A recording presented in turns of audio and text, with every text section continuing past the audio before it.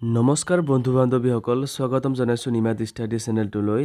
আজি আমি আলোচনা কৰিম উচ্চতৰ মাধ্যমিক দ্বিতীয় বাৰ্ষিকৰ অসমীয়া পাঠ্যপুথিৰ পদ্যৰ ৫ নম্বৰ অধ্যায়, যিটো অধ্যায়ৰ নাম হৈছে কাঠমিস্ত্ৰীৰ ঘৰ। পোনপ্ৰথমে আমি আলোচনা কৰিম অতি চমু প্ৰশ্ন, যাৰ মূল্যাংক ১। প্ৰথম প্ৰশ্নটো হৈছে কাঠমিস্ত্ৰীৰ ঘৰ কবিতাটো কিমান চনত ৰচিত? উত্তৰ: কাঠমিস্ত্ৰীৰ ঘৰ কবিতাটো 1939 চনত ৰচিত। ২ নম্বৰ প্ৰশ্ন, কবি ধীৰেন্দ্ৰ চন্দ্ৰ দত্তৰ এখন কবিতা পুথিৰ নাম লিখা। উত্তৰ: কবি ধীৰেন্দ্ৰ চন্দ্ৰ দত্তৰ এখন কবিতা পুথিৰ নাম হ'ল অভিযান। ৩ নম্বৰ, কবিতাটিত প্ৰবাল দ্বীপৰ শৃংগৰ দৰে বুলি কিহৰ কথা কৈছে? কবিতাটিত প্ৰবাল দ্বীপৰ শৃংগৰ দৰে বুলি কাঠমিস্ত্ৰীসকলে তৈয়াৰ কৰি উলিওৱা আচবাবসমূহৰ কথা কোৱা হৈছে। ৪ নম্বৰ, কবিতাটিত উল্লেখ থকা বিশ্বশিল্পী কোন? কবিতাটিত উল্লেখ থকা বিশ্বশিল্পী হ'ল কাঠমিস্ত্ৰীসকল। ৫ নম্বৰ, কাঠমিস্ত্ৰীসকলে নিজৰ অধিকাৰ কেনেকৈ সাব্যস্ত কৰিব লাগিব বুলি কবিতাটিত কোৱা হৈছে? কাঠমিস্ত্ৰীসকলে বহুবল প্ৰয়োগ কৰি হ'লেও নিজ কৰ্মৰ অধিকাৰ সাব্যস্ত কৰিব লাগিব বুলি কবিতাটিত কোৱা হৈছে। খ নম্বৰ, চমু প্ৰশ্ন, যাৰ মূল্যাংক ২ অথবা ৩। প্ৰথম প্ৰশ্নটো হৈছে কবিতাটিত উল্লেখ থকা কাঠমিস্ত্ৰীয়ে ব্যৱহাৰ কৰা দুবিধ সঁজুলিৰ নাম লিখা। কবিতাটিত উল্লেখ থকা কাঠমিস্ত্ৰীয়ে ব্যৱহাৰ কৰা দুবিধ সঁজুলিৰ হ'ল ৰান্দা আৰু বটালি। ২ নম্বৰ প্ৰশ্ন, কাঠমিস্ত্ৰীৰ ঘৰ কবিতাটিৰ বিষয়ে নৱকান্ত বৰুৱাই কি কৈছিল? উত্তৰ: কাঠমিস্ত্ৰীৰ ঘৰ কবিতাটিৰ বিষয়ে নৱকান্ত বৰুৱাই কৈছিল যে, মোক যদি কোনোবাই ১০টা শ্ৰেষ্ঠ অসমীয়া কবিতাৰ নাম সোধে, তাৰ মাজত এটা হ'ব কাঠমিস্ত্ৰীৰ ঘৰ। ৩ নম্বৰ প্ৰশ্ন, কাঠমিস্ত্ৰীয়ে সজা কেইবিধমান আচবাবৰ নাম লিখা। উত্তৰ: কাঠমিস্ত্ৰীয়ে সজা কেইবিধমান আচবাবৰ নাম হ'ল টেবুল, চেয়াৰ, আলনা, ড্ৰয়াৰ, আলমাৰী, চাহৰ টিপয়, প্ৰাসাদ সদৃশ ঘৰ ইত্যাদি। ৪ নম্বৰ প্ৰশ্ন, কাঠমিস্ত্ৰীয়ে কাৰ বাবে কাম কৰে বুলি কবিতাটিত কোৱা হৈছে? কাঠমিস্ত্ৰীয়ে সমাজৰ ধনী শ্ৰেণীটোৰ বাবে কাম কৰে বুলি কবিতাটিত কোৱা হৈছে। ৫ নম্বৰ, কাঠমিস্ত্ৰীৰ লগতে আৰু কাক কাক নিজৰ অধিকাৰ কাঢ়ি ল'বলৈ কৈছে?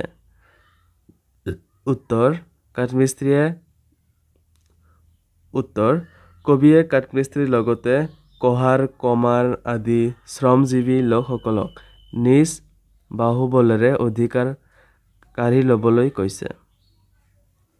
গ নম্বৰ, দীঘল প্ৰশ্ন, যাৰ মূল্যাংক ৪ অথবা ৫। প্ৰথম নম্বৰ প্ৰশ্ন, কবি ধীৰেন্দ্ৰ চন্দ্ৰ দত্তৰ জীৱন আৰু কৰ্মৰ চমু পৰিচয় দিয়া। উত্তৰ: কবি ধীৰেন্দ্ৰ চন্দ্ৰ দত্তৰ জন্ম হয় গোলাঘাটৰ কৰুণাটিং বাগিচাত 1910 চনত। তেওঁৰ দেউতাকৰ নাম আছিল ডাক্তৰ শৰৎ চন্দ্ৰ দত্ত আৰু মাকৰ নাম আছিল নয়নতৰা। বৰ্তমান বাংলাদেশৰ ঢাকাৰ ওচৰৰ বিক্ৰমপুৰত দেউতাকৰ ঘৰ আছিল। তাৰ পৰা আহি তেওঁ গোলাঘাটত নিগাজীকৈ থাকিবলৈ লয়। সৰুতে দেউতাকক হেৰুৱাই তেওঁ ৬ষ্ঠ শ্ৰেণীত পঢ়ি থাকোঁতেই আনুষ্ঠানিক শিক্ষা সাং কৰে আৰু ঘৰতে পঢ়িবলৈ লয়। 1928 চনত তেওঁ দেশ আৰু জাতিৰ হকে স্বাধীনতা আন্দোলনত যোগদান কৰে। তাৰ বাবে ২ বছৰ জেলো খাটিবলগীয়া হয়। ২ বছৰমান আন্দোলনৰ কামত লগাৰ পাছত তেওঁ জীৱনৰ শেষ সময়লৈকে সাম্যবাদী আদৰ্শ অনুসৰি আপোচহীনভাৱে কৃষক তথা বনুৱাৰ স্বাৰ্থৰ হকে কাম কৰি যায়। 1936 চনত তেওঁৰ কাব্য সংকলন অভিযান প্ৰকাশ পায়। 1972 চনত 22 অক্টোবৰত যোৰহাট অসামৰিক চিকিৎসালয়ত ৰক্তক্ষয় ৰোগত তেখেতৰ মৃত্যু হয়।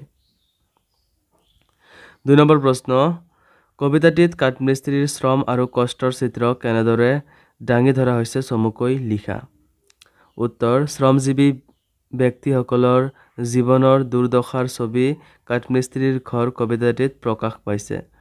অসহনীয় শ্ৰমৰ বোজালৈ কাঠমিস্ত্ৰীয়ে সমাজৰ অৰ্থনৈতিকভাৱে সচ্ছল শ্ৰেণীটোৰ বাবে নানা ধৰণৰ মনোমোহা কাঠৰ আচবাব সাজি দিয়ে। ৰান্দা বটালিৰ খুন্দাত নিৰস কঠিন কাঠেও প্ৰাণ পাই উঠে। দেহৰ তেজ পানী কৰি তেওঁলোকে ধনী মানুহৰ বাবে গঢ়ি দিয়ে মায়াপুৰী সদৃশ প্ৰসাদ। ইমানবোৰ কাম কৰাৰ পাছতো তেওঁলোকৰ জীৱনৰ অৱস্থা শোচনীয়। অভাৱত জুৰুলা তেওঁলোক। শ্ৰমৰ প্ৰকৃত মূল্য তেওঁলোকে কেতিয়াও লাভ নকৰে। কবিয়ে সমাজৰ এই শ্ৰমিক শ্ৰেণীটোৰ অৰ্থনৈতিক অৱস্থাৰ পৰিৱৰ্তন বিচাৰিছে আৰু নিজ বাহুবলেৰে অধিকাৰ সাব্যস্ত কৰিবলৈ জাগি উঠিবৰ বাবে বৈপ্লৱিক আহ্বান জনাইছে।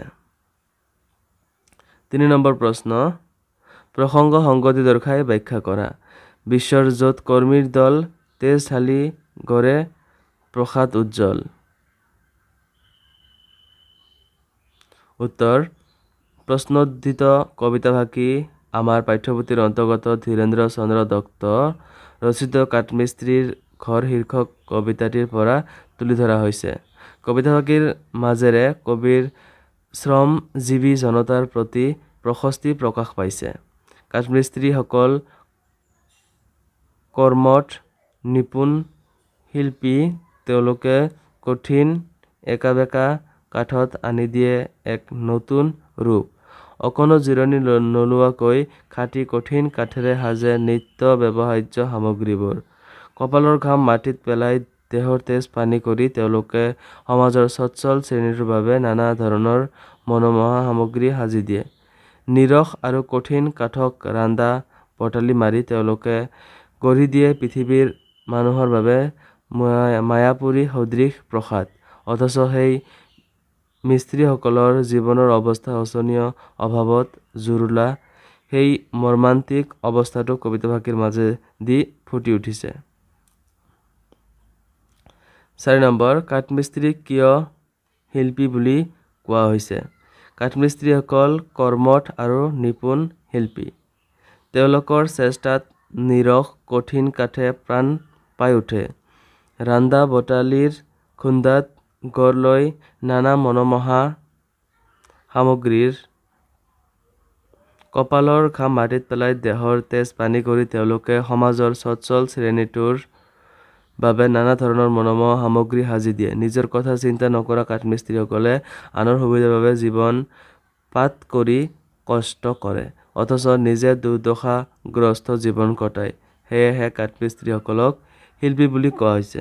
৫ নম্বৰ প্ৰশ্ন, কাঠমিস্ত্ৰীকে ধৰি শ্ৰমজীৱীসকলে কেনেদৰে নিজৰ অধিকাৰ সাব্যস্ত কৰিব লাগিব বুলি কবিতাটিত কোৱা হৈছে?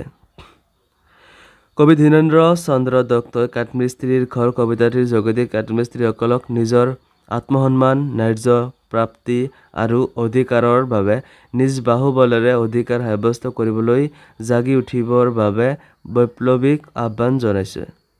কাঠমিস্ত্ৰীয়ে নিজৰ শৰীৰৰ তেজ পানী কৰি অভিজাত শ্ৰেণীটোৰ বাবে বিলাসী প্ৰসাদ, অট্টালিকা আৰু সুন্দৰ সুন্দৰ আচবাব পত্ৰ সাজি দিয়ে। কিন্তু তেওঁলোকে নিজৰ ন্যায্য প্ৰাপ্য নাপায়। তেওঁলোকৰ জীৱন দৰিদ্ৰতাত ডুব গৈ থাকে। সেয়ে কবিয়ে কাঠমিস্ত্ৰী কমাৰসকলক সচেতন হ'বলৈ আহ্বান জনাইছে। কবিয়ে আশাবাদ পোষণ কৰিছে যে যদি তেওঁলোক সচেতন হৈ বিপ্লৱ আৰম্ভ কৰে তেন্তে নিশ্চয় তেওঁলোকৰ অৱস্থাৰ পৰিৱৰ্তন হ'ব। তেওঁলোকে বিপ্লৱৰ বিনিময়ত নিজৰ ন্যায্য অধিকাৰ সাব্যস্ত কৰিব পাৰিব। ভাইটি ভণ্টিসকল, আজিলৈ এইখিনিয়ে। আশা কৰোঁ এই ভিডিঅ'টো তোমালোকক অলপ হ'লেও সহায় কৰিছে। যদি সহায় কৰিছে তেনেহ'লে তোমালোকৰ বন্ধুবৰ্গৰ সৈতে ভিডিঅ'টো শ্বেয়াৰ কৰিবা। ধন্যবাদ।